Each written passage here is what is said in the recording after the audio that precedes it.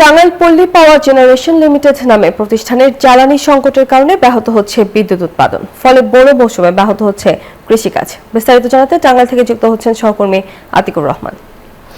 আতিক, আমাদেরকে জানাবেন যে জ্বালানি সংকটের কারণে কৃষিতে কেমন প্রভাব পড়েছে এবং চাষিরা এই বিষয়ে কি বলছেন।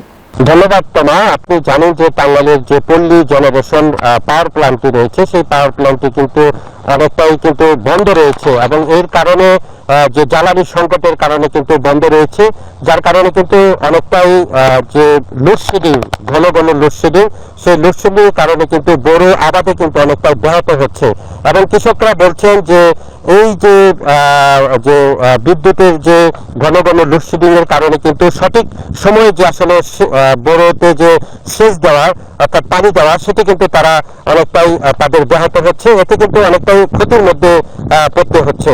এবং আপনি জানেন যে এই পাওয়ার প্ল্যান্ট কিন্তু ঘন্টায় 22 মেগাওয়াট বিদ্যুৎ উৎপাদন হয় এবং এই যে পাওয়ার প্ল্যান্টটি বন্ধ হওয়ার কারণে কিন্তু এখন প্রতি ঘন্টায় 6 থেকে 7 মেগাওয়াট বিদ্যুৎ উৎপাদন হচ্ছে, যার কারণে আসলে এই যে ঘন ঘন লোডশেডিং, এই কারণে কিন্তু যে তাদের যে মেশিন সেটি কিন্তু এখন বন্ধ রয়েছে এবং দিনে কিন্তু যে পানি যেভাবে দেওয়ার কথা সেটি কিন্তু কৃষকরা কিন্তু সঠিকভাবে কিন্তু তারা দিতে পারছেন না।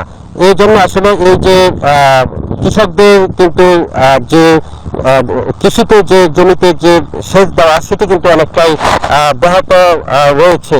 তো সবকিছু মিলিয়ে আসলে বলা যায় যে এই যে টাঙ্গাইলের যে বড় মৌসুম চলছে এবং জ্বালানি সংকটের কারণে যে পল্লী জেনারেশন যে বিদ্যুৎ সংকট রয়েছে, সেই সংকটের কারণে অনেকটাই যে কৃষি যে সঠিকভাবে পানি, সেই পানি সেচ না দেওয়ার কারণে অনেকটাই কৃষকের যে বড় যে ধান আবাদ করছেন তাদেরও কিন্তু অনেকটাই সমস্যার মধ্যে তাদের পড়তে হয়েছে।